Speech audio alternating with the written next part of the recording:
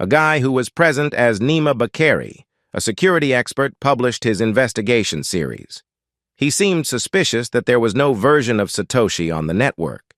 He immediately realized that someone was trying to hide those files because it seemed that they found the clutches that compromised Satoshi.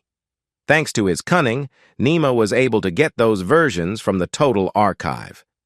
Learning the previous versions, he tried one interesting method. Nima wanted to learn some information about the computer on which the files were created. And honestly, I was very difficult to figure out in these complex technical details to make sure of their reliability. I contacted Nima and he helped me figure it out. Now I will help you.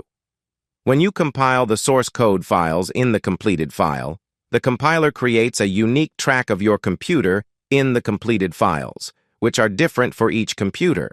And the more complete file will be different if you use different compilers.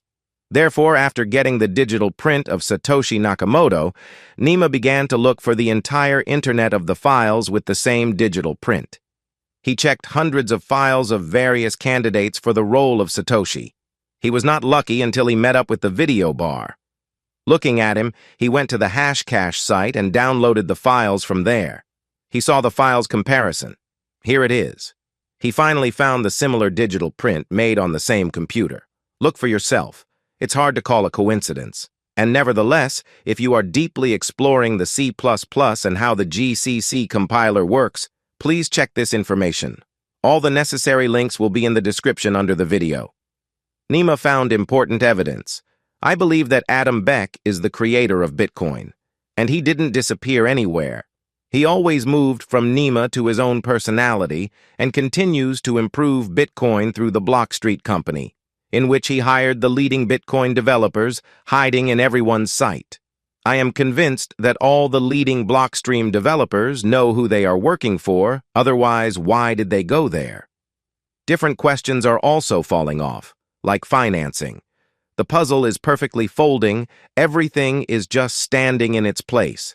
To turn everything around and still remain anonymous in everyone's sight and continue to improve Bitcoin is just crazy.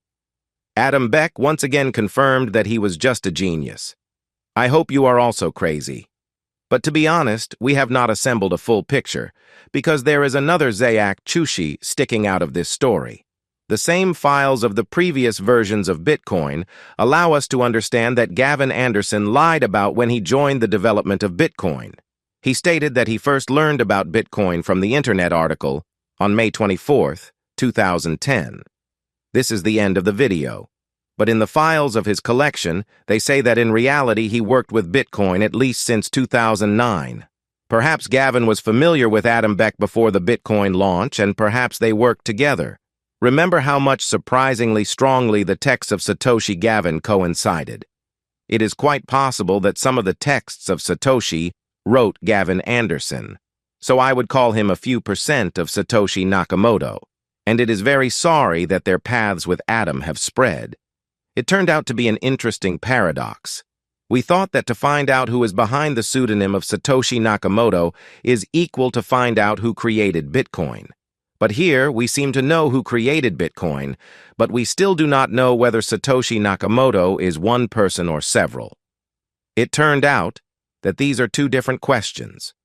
In version 0319, Satoshi Nakamoto previously refused to authorize the rights to Bitcoin, making the license open.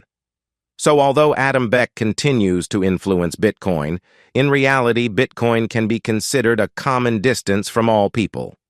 Well, one secret in the internet has become less, which means it's time to put a like to this video. That's all for today. See you soon. Bye.